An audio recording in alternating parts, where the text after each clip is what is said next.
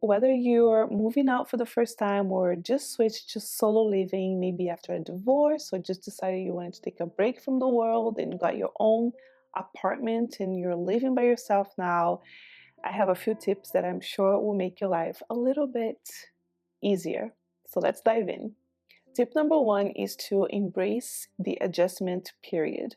If you're coming from a family, a home, or living with roommates or a spouse, this is a huge lifestyle change, especially if you live somewhere that pushes the married with kids narrative hard, like in the United States.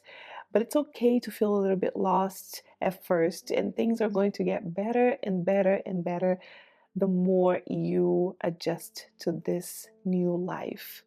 Tip number two is about money. Make sure where your money is coming from and also where it's going. Make sure you know how much you make, when you get paid, and also your monthly expenses. Make sure you have a emergency fund and that you have savings separate from your savings that you can use in case there's an emergency. Tip number three is a little bit weird, but please get yourself an air fryer. Nothing has transformed the way I prep my meals and the way I feed myself, that I cook as a single lady living on her own than having an air fryer. It's just a game changer. It has changed my life for the better. I swear to you, I love mine and I recommend one to anyone, no matter if you're living by yourself or not. It's just such a handy kitchen gadget.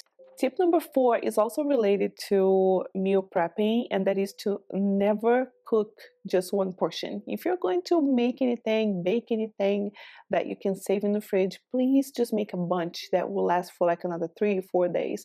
That way, when you come home next time, the next day, you don't have to worry about making another meal. So just make a lot. Make a lot, freeze it, put it in the fridge. You'll thank me later. Tip number five is related to cleaning. It's important to have some kind of system that will keep your place from being a mess and that keeps your housework from piling up.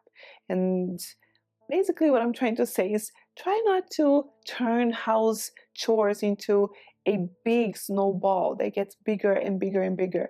Sometimes setting a rule as simple as never go to sleep with clothes on the floor automatically forces you to put all of your clothes where they belong before you go to sleep, so you never really have stuff where they don't belong.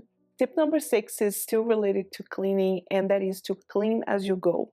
So for example, if you finish eating your dinner, don't leave it in the sink, put it straight in the dishwasher, because this will keep the sink from becoming that pile of gooey, disgusting dishes that I hate so much. So I try to clean things as I go because it automatically removes the need for me to dedicate a specific chunk of time to clean the house in the first place. Tip number seven, create a morning and an evening routine.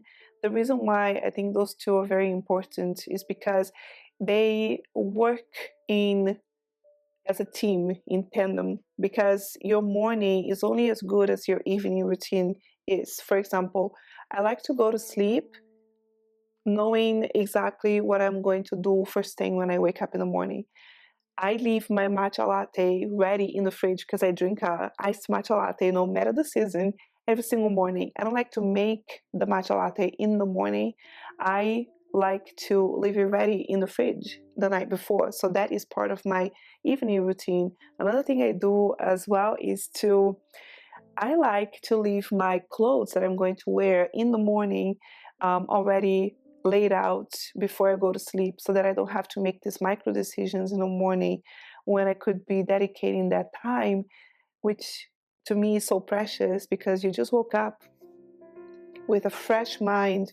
And I don't want to make these micro decisions about all kinds of like little things and then start my day overwhelmed. So tip number 8, and I added this to the list recently because I was sick for so long. I don't know how. I think I got COVID, and I probably got COVID. It's impossible that anyone gets sick for so long like that. I just kept getting sick back to back for a whole month. It was ridiculous. And that was when I realized that I didn't have cough drops. I didn't have medication at home. I had to get out of the house in cold weather, and I was sick. I couldn't call anyone. It was very late in the evening, and I went to the only drugstore that is closed, that is open 24/7 close to me, because I needed to get some kind of medication. I was so feverish. I didn't have any medication at home. And that was when I decided to create a little care pack, a little care basket for whenever I'm sick, so that I never go through that again, because it was a nightmare. Tip number 8 is to make your space truly yours. Even if it's not your dream space, your dream house or apartment, make it yours. Add your personal touches and make your house or apartment or condo truly feel like home. Tip number 9 is to master efficient grocery shopping, and it basically comes down to 3 things. Shop with a list and make the list before you leave the house. Shop with a budget and never shop when you're hungry.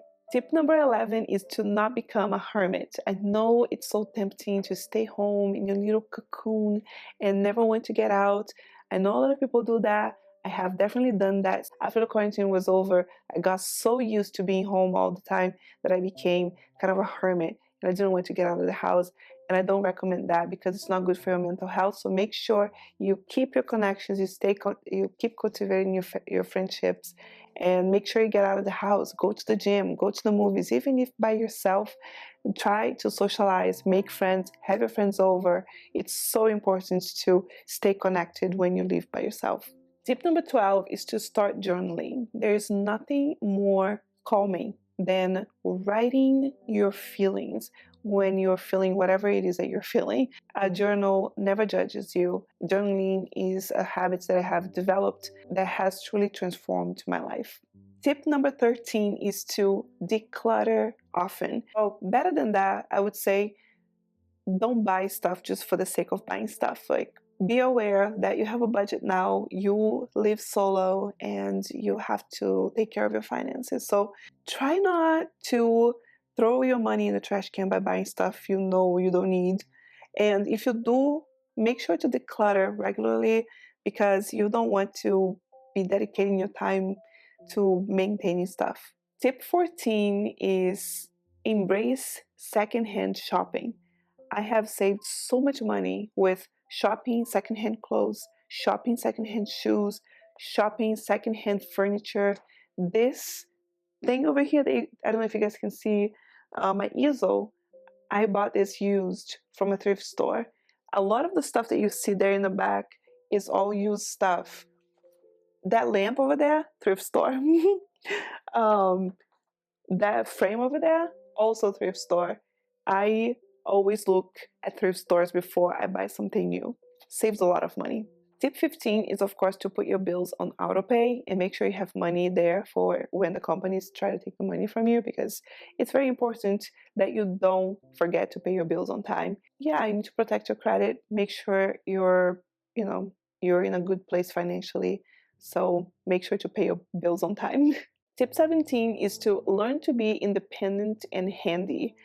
It's so important to try to do things on your own first before you ask for help, especially when you're living by yourself, because sometimes you might not have time to wait for somebody to come and help you.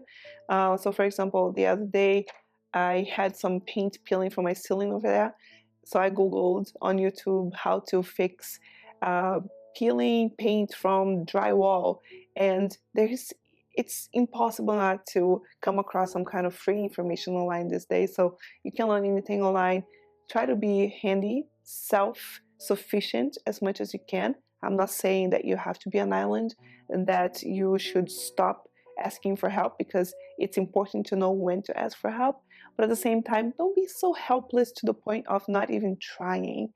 You can do it, girl. If I can, you can too. Or boy, if you're watching this and you're a guy, okay? Tip 18 is to minimize repetitive tasks. I hate repeating stuff. I hate doing things over and over again, especially if it's like mechanical stuff, like, physical stuff. For example, having to sweep the house all the time or vacuuming the house all the time. Doing dishes by hand. I hate it.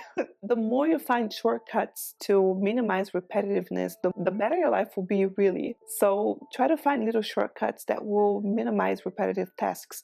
It can be meal prepping, or maybe subscribing to a meal delivery service, or maybe getting a robot vacuum machine, which is pretty cool too. So all of those little things, they really add up to make your life a little less stressful, I guess. Tip 19 is the other side of being handy, which is know when to ask for help. Know your neighbors, know people who live around you. You're going to need your neighbors at some point or another. And I'm not going to say that I know all of my neighbors, but I make sure to say hello to everyone whenever I see them in the street when I come home, and it's important. Tip 20 would be to use this time to yourself. You don't know how long you're going to be living solo, and this is such a great opportunity for you to know yourself, to know what makes you tick, what inspires you. You're living right now on your own, and you are away from other people's input, other people's energy, so you can feel your own energy right now. You can use this time to explore hobbies and activities that you always wanted to, but you never had the opportunity. Maybe because you felt judged, or because you didn't have the space, or maybe because people kept distracting you. It's important to take this time to enjoy this experience. Living by myself has 100% made me a more resilient and self-sufficient person. It's really amazing. In fact, I think it's difficult for me to give up living by myself, because it's just the most peaceful I've ever felt in my entire life. So these are my 20 tips for living alone. I hope you found some value in these tips, and I wish you good luck in your new apartment if you just moved out by yourself. And don't be afraid, it's going to be amazing, and I'll see you guys in the next one. Okay, bye.